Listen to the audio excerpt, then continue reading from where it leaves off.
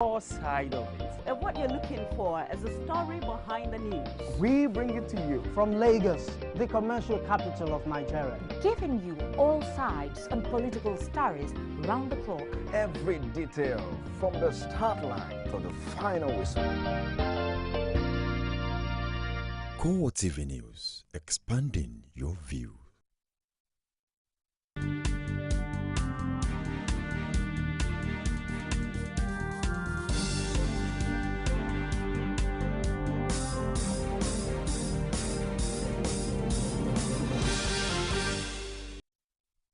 This is CoreTV News with Nifemi Oguntoye.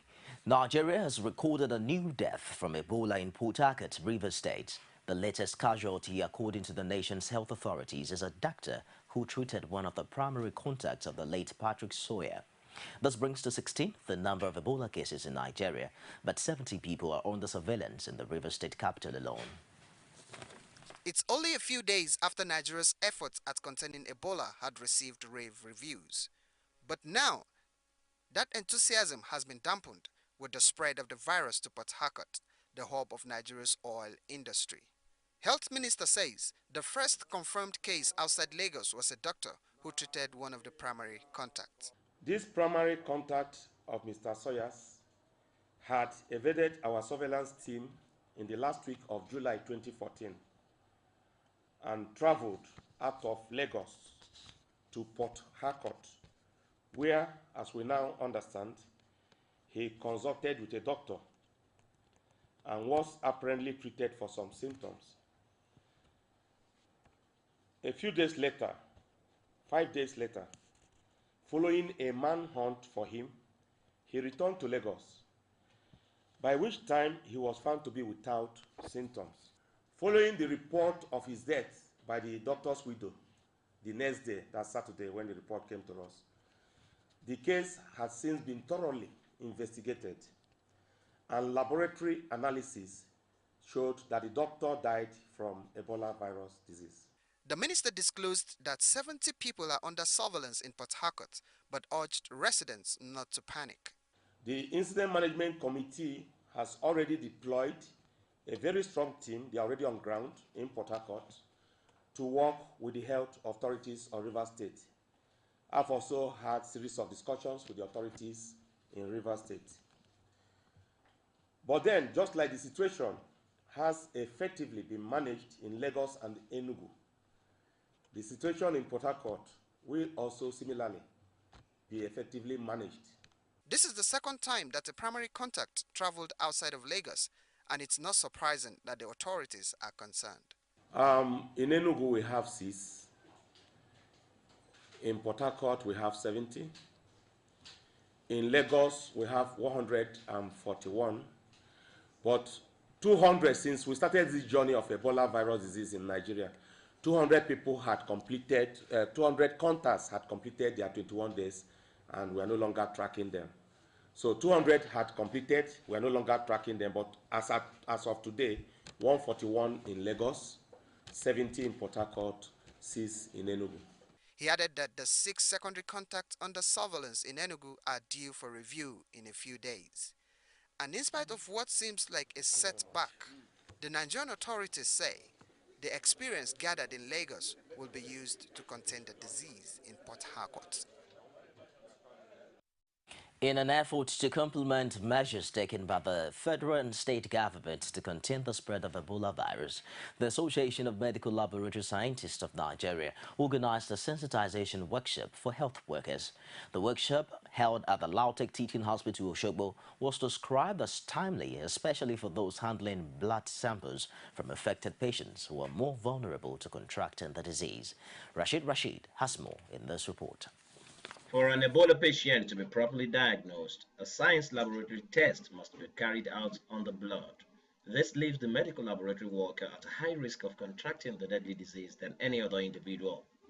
To ensure that its members have a proper understanding on how to handle the blood samples from suspected Ebola cases, Association of Medical Laboratory Scientists of Nigeria, Lautech chapter, held a sensitization program in Osogbo, the Osun State capital. The chairman of the union, Adeyeye Adetunji, says the program is necessary because of the exposure of laboratory scientists to the Ebola danger. medical laboratory scientists evidently play a role in the diagnosis and monitoring treatment of various diseases affecting human populations. In the prevailing circumstance, health workers have been identified as being at greater risk of contracting the Ebola virus, as they are the ones daily taking care of the patient already affected by the disease. When you are talking about Ebola, it's just one of the threats that we have in hospital workplace or hospital workstation, especially laboratory this time around. In his lecture, the head of medical laboratory services at LAUTECH Osogbo, Musa Muibi, stressed the need for laboratory scientists to apply the standard safety precautions in laboratories to make them safe from Ebola and any other deadly virus. Don't say because a sample is labeled Ebola. I mean, a patient is a suspected Ebola case, that's why they have sent the sample. They may send another sample of whom have not manifested any symptoms of Ebola for common pregnancy tests. If that person is Ebola positive, his urine is infectious. So it is the message for all laboratory personnel is that at all the time, continue to observe universal safety precautions. Participants and laboratory students speak on the impact of the sensitization. I have learned that Ebola can only be transferred from patients who have shown symptoms of the virus.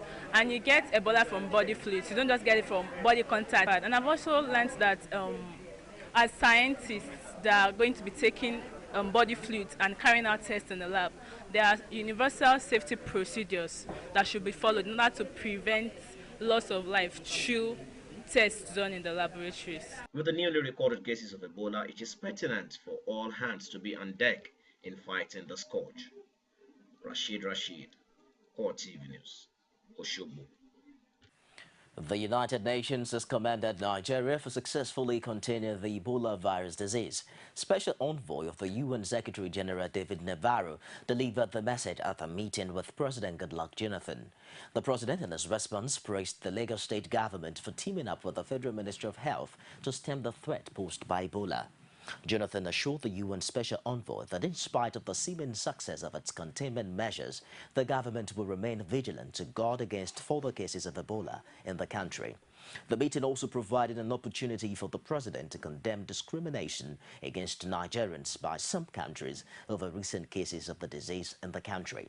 President Jonathan argued that there was no justification to stigmatize Nigerians since the virus had been effectively contained and never attained epidemic levels. Meanwhile, head of the United States' top public health body, Tom Frieden, says Ebola epidemic in Liberia is set to get worse and many cases of the deadly disease are not included in the official tally. Liberia has been hardest hit by the epidemic that is raging through West Africa, with 624 deaths and 1,082 cases since the start of the year. Frieden met President-elect Joseph Sirleaf to discuss ways of combating the epidemic. Few days, talking to patients, healthcare workers, government workers, community leaders, and others. The situation with Ebola in Liberia today is dire. There is need for urgent action. The world has never seen an outbreak of Ebola like this. Unfortunately, not only are the numbers large, but we know that there are many more cases than have been diagnosed and reported, and that cases are increasing. I wish I didn't have to say this, but it is going to get worse before it gets better. At the same time, I've been very impressed by the response that I have seen. All of Liberia needs to come together to stop Ebola. It's not going to be easy. It's not going to be quick. The death toll from the Ebola outbreak raging through West Africa has passed the 1,500 mark, while the number of cases has soared past 3,000, according to the World Health Organization. The WHO says a total of 1,552 people had died in Guinea, Liberia, Sierra Leone, and Nigeria from the epidemic that reared its head at the beginning of the year, whilst 3,062 had become infected. Guinea has 648 cases, including 430 deaths, while Sierra Leone has seen 1,026 cases and 422 deaths. Liberia so far counted 1,378 cases and 694 deaths, while Nigeria has seen 17 cases and 6 deaths, according to the World Health Organization. You're watching CoreTV News on the hour. More stories coming up shortly after this break. You can now watch CoreTV News live from anywhere in the world on our website www.coretvnews.com. Click on Live TV on our website and watch us live. And welcome to CoreTV Primetime News. To follow us on Twitter, click on Twitter icon on our website. On Facebook, click on the Facebook and YouTube to see all our previous news production. You can also watch us live on YouTube. Click CoreTV, leave a space, then News. CoreTV News, a 24-hour news station. Welcome back. Some governorship aspirants under the platform of the ruling People's Democratic Party in Adamawa State have asked the party not to grant waiver to Nuhu Rubadu and others who seek to contest the party's primary. The petition was submitted at the party's national headquarters in Abuja. Apart from Rubadu, other aspirants the petition has asked to be denied a waiver are Mohammed Mudibo, Marcus Gundiri, Buba Mara, and Aliyu Kama. The 7 aspirants who signed the petition are Umar Ado, Ahmed Gulak, James Barka, Al-Darwus Sawa, Abubakar Lilu Geri, Idi Hung, and Awa Tukor. The petition, which was sent to the chairman of the waiver panel and the party's national organizing secretary Abubakar Mustafa, was titled Objection to granting of waivers for the purpose of contesting the People's Democratic Party's governorship primaries in Adamawa State for the forthcoming October 11 by-election. The petitioners argued that Rubadu, Gundiri, and Mudibo joined the PDP for the first time only recently, while Marwa and Kama returned to the PDP less than 2 years ago. Rubadu, in his reaction, says those huffing and buffing over his entrance into the governorship race portray themselves as empty shells that they are. Rafun Woye has emerged the new deputy governor of Enugu State. The office had become vacant after Sunday Onyebuchi was impeached by members of the Enugu State House of Assembly. That was on Tuesday. The new deputy governor, a clergy of the Christ Ascension Church, was screened and cleared by the House of Assembly following his nomination by Governor Sullivan Shime. After the House had returned from a short break during Thursday's plenary session, the Speaker, Eugene Odo, read a letter forwarded to the lawmakers by the governor, urging them to expeditiously consider and approve Onwoye's nomination. The break was occasioned by the receipt of the letter. After the letter had been read, the leader of the House, Ude Okoye, seconded by the deputy leader, John Okuta, moved motions for the immediate acceptance and consideration of the letter and for the nominee screening. Onwoye was then ushered into the chambers of the House for screening, but he ended up just taking a bow after a lawmaker, John Anichuku, pleaded with his colleagues that the reverend gentleman standing before them be allowed to take a bow and leave the chambers. Reactions have been trailing the recent security meeting between former President Olusegun Obasanjo and President Goodluck Jonathan over security matters in the country. Head of the coalition against corrupt leaders, Debo Adeniran, says the meeting was a distraction and unnecessary at this time. It is an unnecessary meeting because they have had different opportunity and fora to hold meetings before now, and as a matter of fact, Obasanjo cannot claim that he became wiser when he left the office as the president of Nigeria. All along, he had the opportunity of spending 8 years as the civilian president of this country, and most of these insurgency issues of security developed during his tenure. Maybe because the general dissatisfaction from the populace, about the way they were governed, the inadequacies, the lopsided distribution of wealth of this country must have engineered some of these things. The hope that was dashed during the Obasanjo days must have led to the militancy, insurgency, and several other forms of, explosive anger that different parts of the country are unleashing on innocent people who did not contribute to that misery. Then for a Jonathan to now see Obasanjo as that cesspool of wisdom that can lead to the curbing of insurgency is a step in the wrong direction. President Goodluck Jonathan has launched the multi-purpose National Electronic ID card. Speaking at the formal launch in Abuja, the president says the target is to ensure that over 100 million cards are issued. President Jonathan received his own e-ID card at the occasion and pointed out that it would make it easier for ordinary Nigerians to benefit from government policies.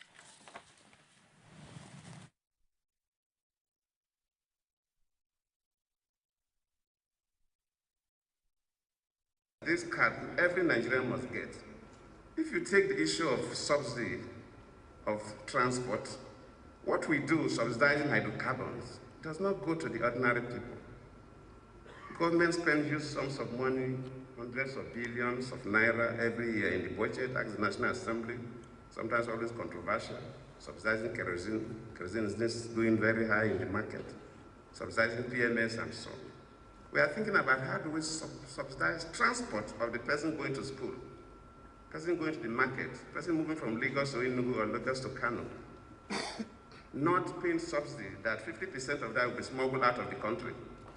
When the issue of the crisis in the north came up, we come up with the idea, Mr. President, how do we do some bit of something that takes the shape of amnesty? There's amnesty in the South or Niger Delta. How do we do amnesty? I said, look, we must not wait for youth to carry arms against the state before we help them. We are working to the extent that as long as we have the identity, governments will be able to directly, just like the coordinating minister of the economy attempted to explain to us, to find a way of making life more meaningful. We can't do that when you don't know who is who, because the money goes to the wrong hands. And those who use this money to create more problems, even for the very poor people they're exploiting. So I'm quite pleased today. In fact, with NIMS's success story, as a nation, we are moving. Nigeria is the first country in the world to develop an e-wallet system for the distribution of fertilizers to farmers. Minister of Agriculture Akiwumi Adesina disclosed this at the formal launch of the National e-ID card in Abuja. He also added that out of 14 million farmers registered in the e-wallet scheme, over 10 are listed in the national database. The Ministry of Agriculture and Rural Development has developed Nigeria's first ever national database of farmers. We have over 14 million farmers that have been registered, all of them with farmer identification cards. But these farmer ID cards are now being upgraded, Mr. President, into these full national biometric identification cards, the e-cards that the barrister talked about. We are already migrating 10.5 million farmers out of the 14 million farmers that we have registered in the e-wallet system into this NIMSI pre-enrollment national database. Mr. President, you spearheaded the development of the electronic wallet system for the agricultural sector of Nigeria.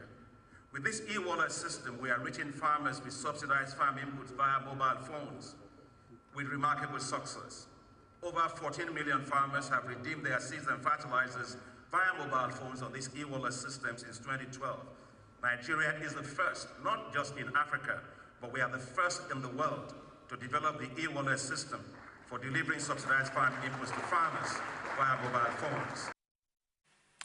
We'll take a break now, and we'll be back with more. Stay with us. One continent, 54 countries, over 2,000 languages, but united in similar interests. As news breaks, we give you in-depth analysis around Africa every Monday on CoreTV News. Welcome back. The European Union says it's extremely concerned by reports of an incursion by Russian troops into Ukraine. EU says there's an urgent need for a political solution to the crisis on the eastern edge of the European Union. EU leaders plan to discuss the development in Ukraine at a summit that is primarily tasked with filling top EU jobs, including the successor for Ashton. Very closely following what is going on the ground, you know now that the High Representative has been obviously extremely concerned by the latest developments, including reports that we are seeing on what is going on in the ground. Our call on Russia to put an immediate stop to any form of border hostilities. This obviously includes the flow of arms, equipment and military personnel from Russia to Ukraine. And we reiterate our support for the political and an urgent need for political solution of the crisis that would be based on full respect of Ukraine's sovereignty and territorial integrity. The EU leaders are coming to Brussels on Saturday, and the crisis in Ukraine is on the agenda of the summit. Germany's anti-Euro party, which rejects Chancellor Angela Merkel's handling of the economy, says it hopes to gain a political foothold by winning its first seats in the state parliament. Voters in Saxony kick out the first of the three elections in ex-communist eastern states as Germany gears up to mark 25 years since the Berlin Wall fell. The Alternative for Germany narrowly missed entering the German parliament in last September's general election, but made its debut at the European Parliament in May. Analysts say the party, which wants the orderly dissolution of the euro, must broaden its appeal from a single issue to appear relevant at a regional level. A recent poll for the party suggested that it can win around 70% of the vote, clearing the threshold to enter the Saxony Parliament in Dresden and providing momentum for votes in neighboring Thuringia and Brandenburg on September 14. And that wraps it this hour on CoreTV News. We'll be back at 11 with more stories. Court Digest kickstart in a moment. Stay with us.